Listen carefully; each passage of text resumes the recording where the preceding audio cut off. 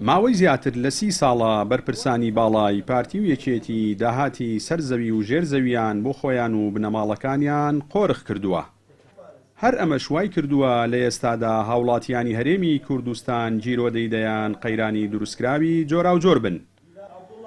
لا بەرامبەریشدا دەستگا و ڕێکخراوە خێرخوازیەکانی کۆمەڵی دادگەری کوردستان بوونەتە سایە و سێبەرێکی زۆر باش بۆ خەڵکانی هەژار و کەم دەرامەت و منداڵانی بێباوک.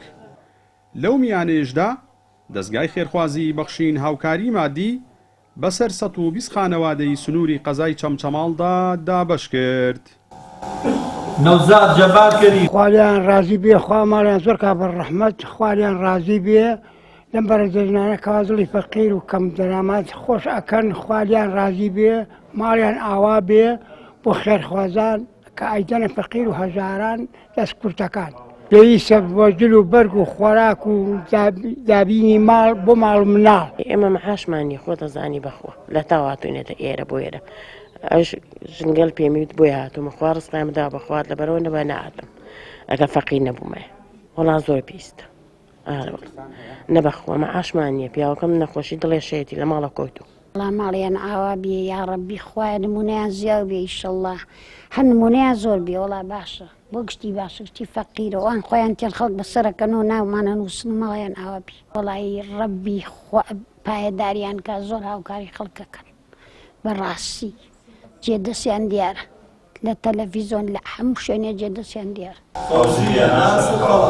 بڕیاریشە هاوکاریەکانی دەستگای خێرخوازی بەخشین لە سنوورەکەدا لە ڕۆژانی داهاتوشدا لە جۆری سەبەتەی خۆراک و جلوبەرگ و پێداویستەکانی جەژن بۆ سەدان خێزانی دیکەی سنوورەکە بەردەوامیان هەبێت.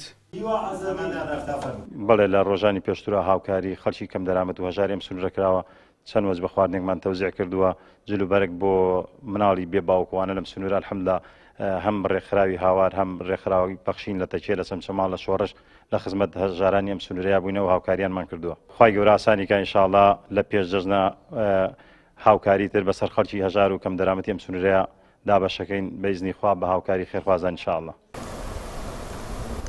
لەگەڵ ئەوەی هەرێمی کوردستان خاوەندەیان سەرچاوی گەورەی داهاتی جۆرا و جۆرە، بەڵام بەهۆی بوونی گەندەڵی و نەعەدالەتیەکی زۆرەوە لە کایەکانی حکومڕانیدا، چین و توێژە جیاوازەکانی هەرێمی کوردستان نەک هەر سوودمەند نەبوونە لە داهاتەکانی وڵات، بەڵکو و موچە و شایستە دارایەکانیشیان لە کاتی خۆیدا پێنادرێت.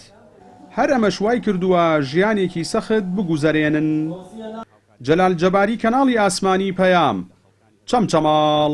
چ لە مناڵانی بێباوک و خەڵکانی کەم ئەندام لە سنوورەکە بەردەوامی